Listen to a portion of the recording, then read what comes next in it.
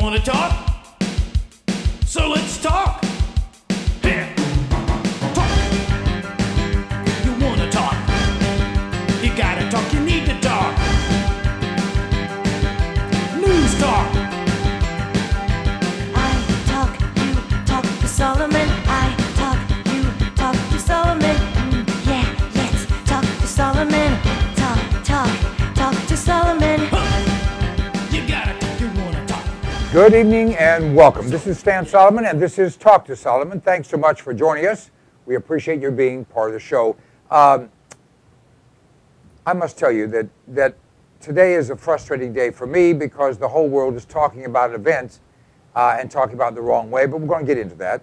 My co-host today is Chief Steve.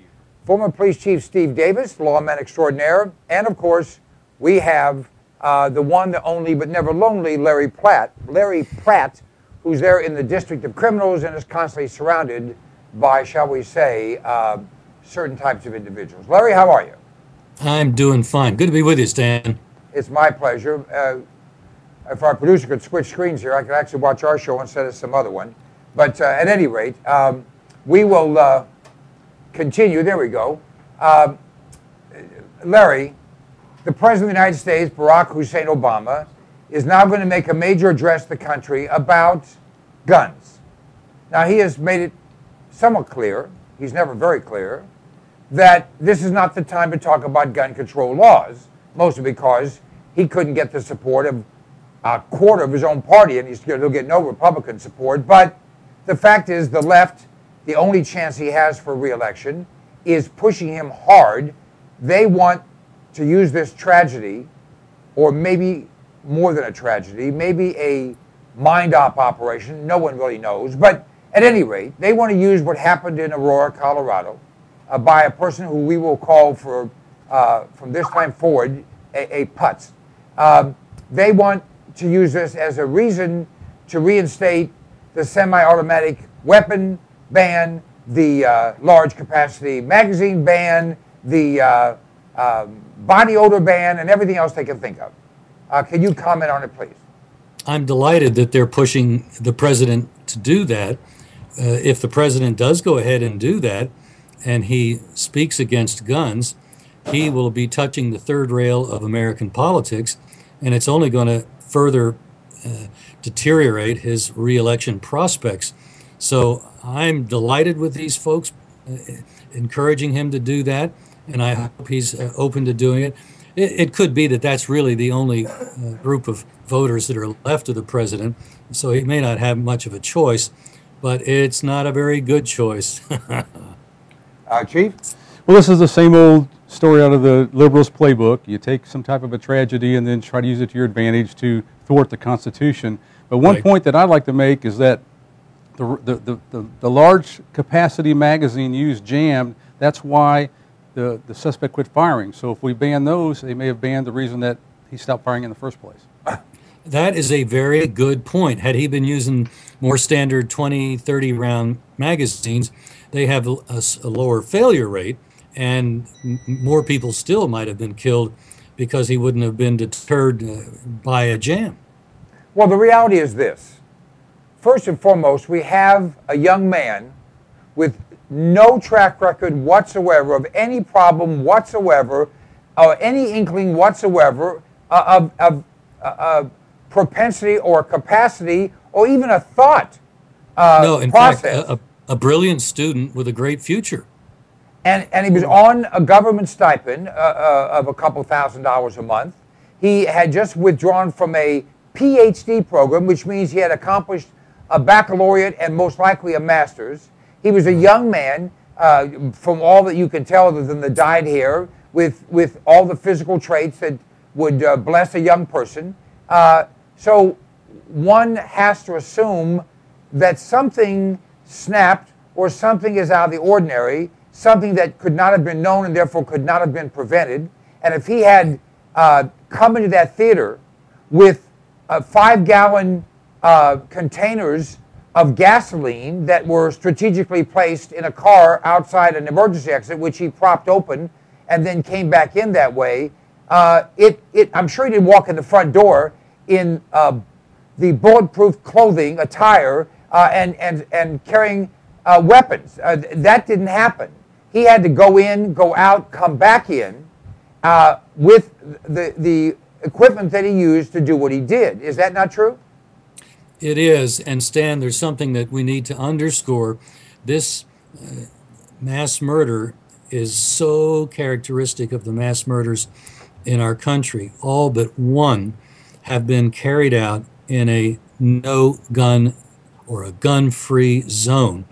And all those are criminal safety zones. They certainly don't protect citizens.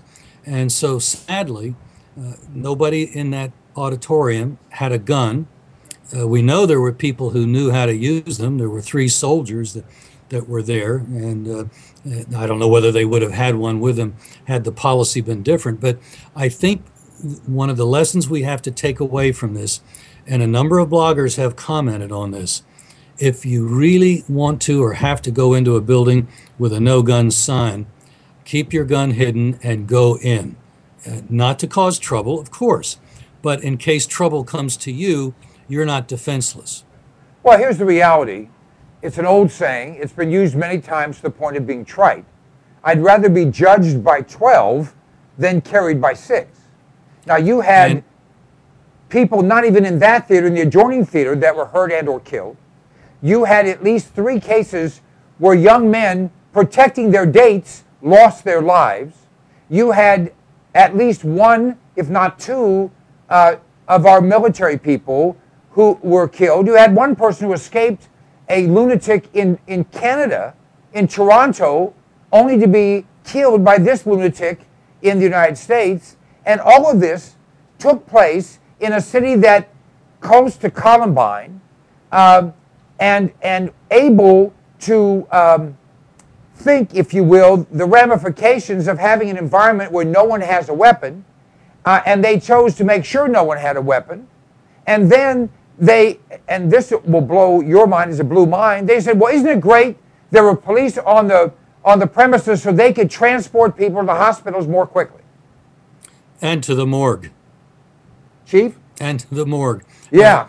This is so insane because if one person had had a gun in that theater, assuming they weren't one of the first ones shot, they would have, even if they had missed the guy, the fact that there was return fire almost certainly would have thrown him off his game.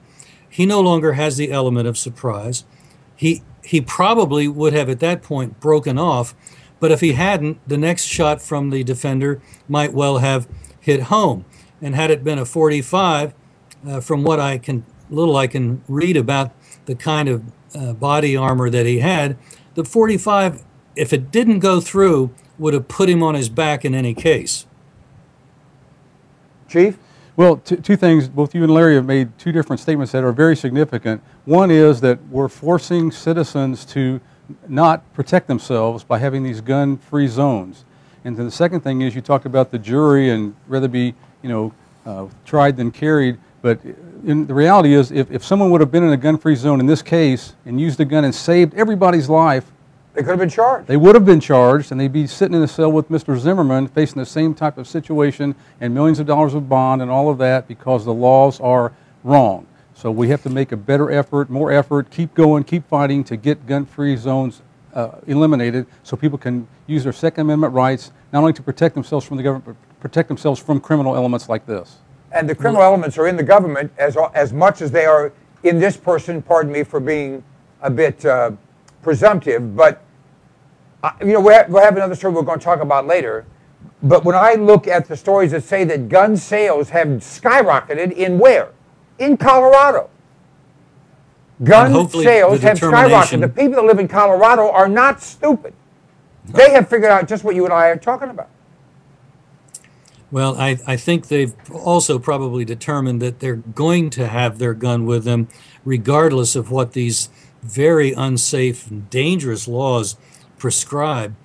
Only one of our mass murders has taken place outside a gun-free zone. All the others have taken place where the criminal felt most safe. Isn't it nice we provide job security for mass murderers? Well, there's an old story why don't you see these crazed gunmen in inner city schools? And the answer is just what you said, although you didn't say it, I'll say it. You pull out, pull down, draw down, threaten in an inner city school, 457 people, that's assuming there are not 458, will whip out a weapon and air condition you, right? Yeah, but also this is an example of trading some of our liberty for the promise of safety, which is not going to happen. So, and then like one of our founders said, when you try to trade liberty for safety, you end up with neither one. And that was Ben Franklin, and he was right then, and it's right now. All right, let's talk a bit about a pickup truck. Now, we got a gun guy, Larry Pratt, the executive director of Gun Owners of America. That's gunowners.org, by the way. Write that down and go there to sign up for the updates. 23 people were in a pickup truck. 23. Now, let's see, that's 3 in the front and 20 in the back. 14 of them are now dead, including kids. The rest are messed up because this truck was loaded with illegal individuals trying to sneak into America, and whoever was driving it was driving, like, if you pardon the expression, a bat out of, Batman Rises, and ended up, all these people, there was no one else involved in the accident. Just the truck hit whatever it hit, and these people were mangled. Now, I say that those who will not enforce our border laws, those who will not reinforce our borders, those who will not allow states to make sure that no one sneaks across are culpable, are accomplices before the fact, during the fact, and after the fact in the deaths of these poor people who were just trying to get to a better place, even though they were breaking the law to do so. Your comment, Larry.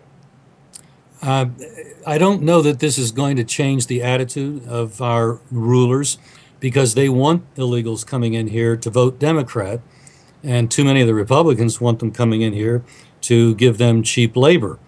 So we, the people, have to rise up to put a stop to this for our sake as well as for the illegals. We're not doing them any favor to have them end up like that, and that's not, frankly, if they get a job here, they're going to be performing a service, of course, but they're also going to be in a situation pretty close to slavery, and in a way worse than slaves, because at least the slave owner had to pay for the upkeep of the slave, whereas the illegal works, no matter how bad the conditions, he's afraid to say anything or else he'll be in trouble and probably get sent back. So he tolerates incredible stuff that a slave wouldn't have to put up with.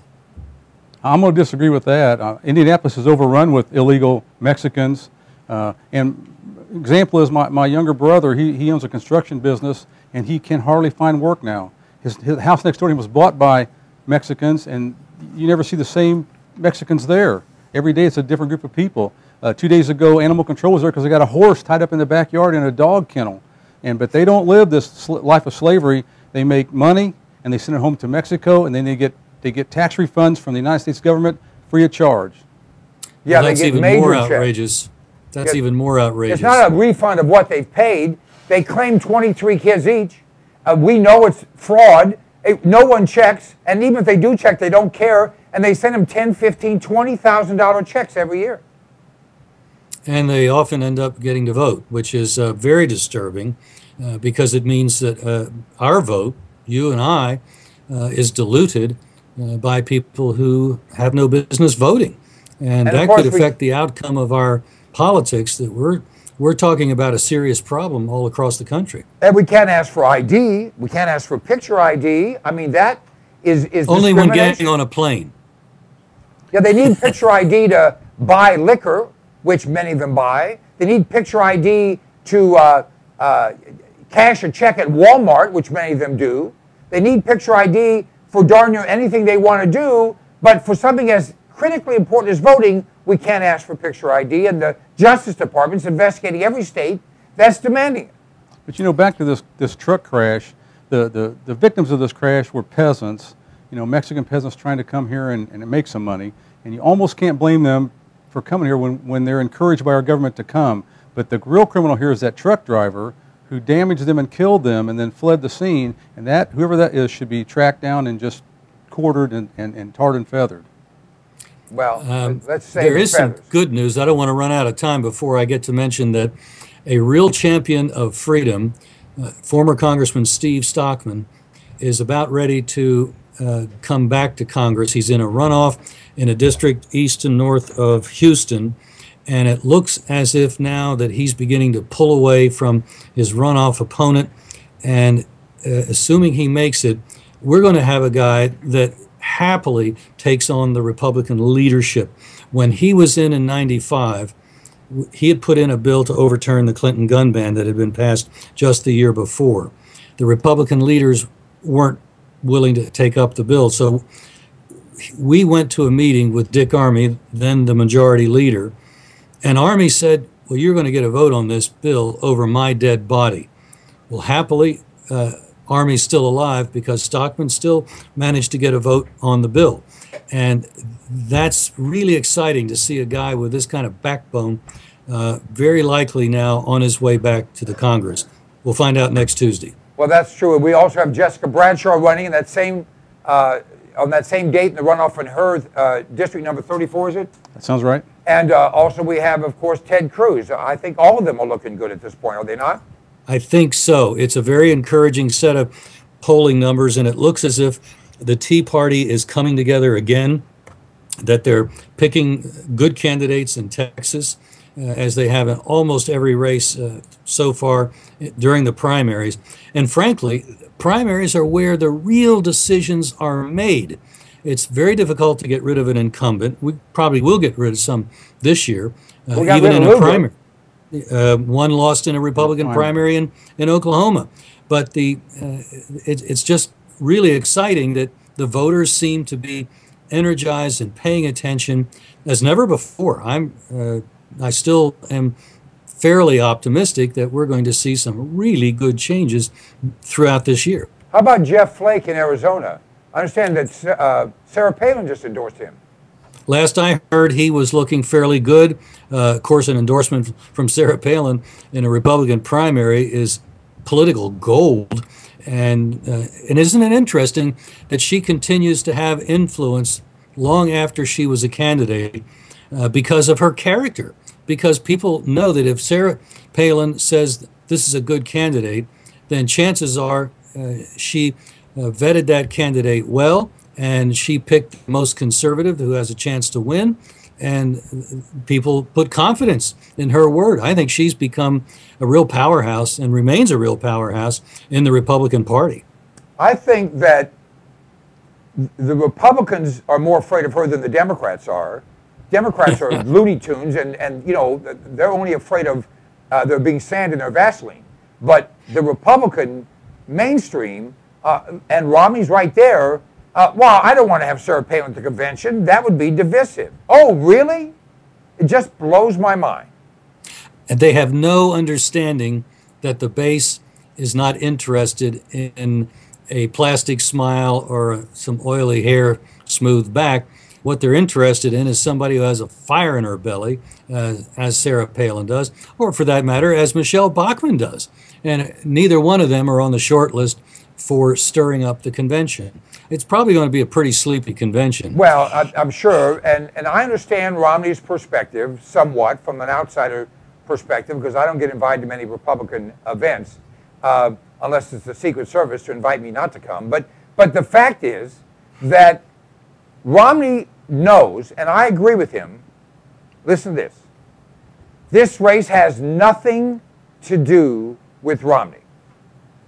All he if he would go on vacation and come back the day before the election and say nothing, his chances would be better than if he does anything. Better. Right. Because it's about Barack Obama. And Barack Obama only opens his mouth to change feet. Happily. Not only is he a hardcore socialist, but we're learning from his record that he's kind of stupid, and he doesn't learn from his mistakes and is quite happy to repeat them again. So Romney is at the right place at the right time, and Barack Obama has been the wrong place all this time, and I quite agree with you. Romney's not going to win. Obama's going to lose. And, well, Sarah Palin and Michelle Bachmann are not invited, at least yet, to the GOP National Convention because they would overshadow Mitt Romney. That's why they're not invited so far. Right, because they have bigger balls. Well, all conservative women right now have more balls than the conservative men. It's remarkable that the backbone in these women is so pronounced, and that they're warriors, and they make the men look like the wimps that they are. All right, let's talk a bit about Barack Obama's statements. You didn't build that business, someone else did. I built several businesses. I've had my share of successes. I've had my share of failures. I succeeded because of me, and I failed because of me. It goes both ways. But as far as Barack Obama's concerned, if you fail, it's because of you, but if you succeeded, it's because the government built roads. You know, I'm sure if we stood at the border of Mexico and asked these illegals if they'd talk to us and could understand us, why are you coming to America? I know at least half of them would say, for the roads and bridges. Right? Absolutely right. Well, when the president said that, I began to reflect. Now, I didn't see the presence of the federales when we set up Gun Owners of America. In fact, every step of the way, our job every day, 24/7, is to oppose government. Government which continues to try to grab our guns, and the president being someone who's been very consistent about that. He's not pushing for legislation because he knows he can't get it through, but that hasn't stopped him administratively from pushing the anti-gun agenda. And I just don't see any government help in what we're doing and what a lot of other freedom organizations have been doing. Our job is to oppose a government which is opposed to the people. Well, let me ask about Mayor Bloomberg. Did you hear his statement? The police should go on strike until Americans give up their guns. Let me start with you, Chief. Well, that's totally preposterous. But the first thing is, no police department should go on strike ever. That should be just something that they should never be allowed to do. That's one reason I'm opposed to unionizing police departments. But to take the police of a community and to politicize that with a gun control agenda, that is just totally socialist and totally democratic. That's just another page out of their playbook. But again, and I wonder if this. Let me make one more comment I want to make is that police departments and sheriff's departments are totally different because police departments, the chief is appointed by the mayor. It's a political appointment, but sheriffs are elected by the people. So the police department and the sheriff's department would be two totally different animals in this conversation. That's Go ahead, Larry. Absolutely right. And I don't know if the chief has thought about it, but if there are no police around, and let's take the sheriff's department out of the equation for a second, then that means that those of us who want to carry concealed are not going to get arrested even if we're carrying in a no-gun zone. So if the chief really wants to push that agenda, might I ask him how he's going to arrest me for having a gun at a school or a gun at a You're church talking or a about gun? Mayor Bloomberg. If Mayor Bloomberg wants to push that agenda, not the chief. But I'm sorry, I misspoke. Ask the mayor how he's just going to handle that. He obviously doesn't make sense. It sounds to me as if he's coming a bit unhinged, and that's okay with me because. He's spent too much time looking in the mirror. Here's the issue, though: is the city a no-gun city or not? So a mayor that has, when no guns are allowed, can hold that that threat that there'll be no police to protect you when you can't have a gun to protect yourself. But if it's a community where you're allowed to have a gun and carry a gun, it doesn't matter because if the police are there or not, I got my own gun to protect myself. So that the threat goes away if the citizens are allowed to arm themselves in that city. And let's talk about something else. I know a lot of police officers besides the chief, and I'm telling you right now, most knowledgeable police officers wouldn't want to be in an environment where the only ones with guns are the police and the bad guys. They need the support of, they need the backing of, they need the cooperation of an armed, law-abiding, God-fearing community that will back them up because there aren't enough police to deal with all the bad guys if they can't get any help. Am I right, Chief? Absolutely right. That's why it's a coalition.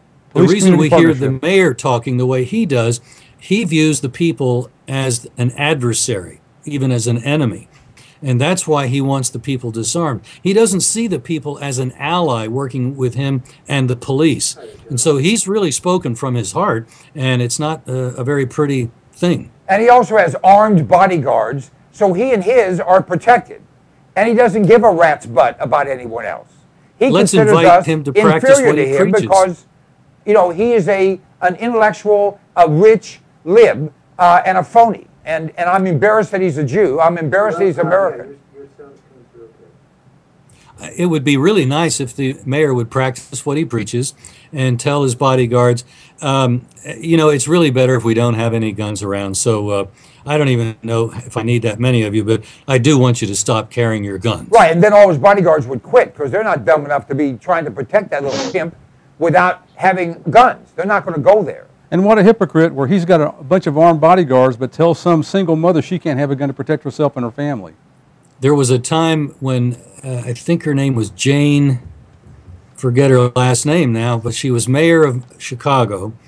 And there was this incredible sight, a picture of her standing before city council saying, who needs a gun? We've got to ban guns in Chicago. That's when they did it. Jane Burns, I think her name was. And she was ringed in a semicircle of armed, uniformed officers asking, who needs a gun? All right, Larry, we're just about out of time. Tell people how they can get your updates and anything else you want to mention in the last couple of minutes here. Well, go to gunowners.org. That's our website. Lots of information. We update it regularly. And you can be informed of the updates if you sign up for our alerts. We'll just send an email to you, and usually on a weekly basis. We've got another project that we would like support from people on the list to become, in effect, citizen lobbyists and send an email to a member of Congress. Those have effect. We're told by the staff, keep them coming. They do make a difference. So go to gunowners.org and see what it is we're doing, and hopefully you'll decide you want to be part of that effort as a grassroots lobbyist. All right, one last comment. The UN treaty on taking away our guns, even though we're assured that they're not, it's an absolute lie. Isn't it amazing this event comes just in time for that vote? It does, and I don't think it's going to make any difference. Where I'm concerned about the UN push is a re-elected Obama would, totally against the law, but we know from other areas he doesn't mind breaking the law, ordering gun stores to stop selling calibers of firearms above .380, or their license will be pulled. Stop selling semi-automatic rifles, or their license will be pulled. That's the kind of gun control he could do administratively, as long as he's willing to break the law, which he obviously is. If he's willing to have 400 people killed in Fast and Furious, then what's a little gun control? Larry Pratt, thanks so much for being with us. Look forward to having you back in a couple of weeks. Thank you so much. Good to be with both of you. More coming right here on Talk to Solomon.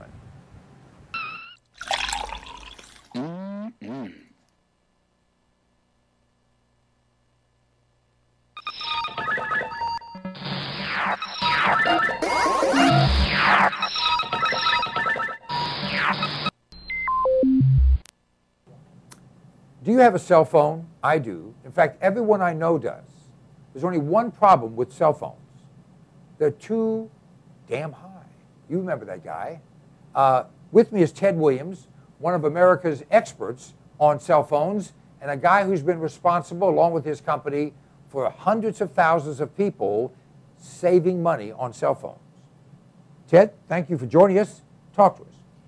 Well, I tell you, Stan, right now, every dollar a person can save is a dollar earned. I'm telling you, in this economy, the price of gas and the unsure situation with employment, our business is tailor-made, and our cell phone packages are tailor-made to help everyone out. All right, let's state a few facts. Unlimited service isn't unlimited service anymore, right or wrong? It's right for a lot of the big carriers that you're familiar with, but our company has got truly unlimited talk, text, and web. We don't slow speeds down. We don't charge you after 1 or 2 gigabytes. It's truly unlimited, running on a nationwide network with roaming options if people want it. And to get unlimited service, which many people use today in their business, you're going to spend $120, $130, $140. How do you compare? We've got plans that start at $20, with rollover minutes. And our truly unlimited talk, text, and web plan is $59 a month. Again, no limits on the data. And the exciting thing is you can earn, as a customer, you can earn free service by simply referring a few customers to us. That earns you free service potentially for the rest of your life. Now, let me make sure I'm hearing this correctly.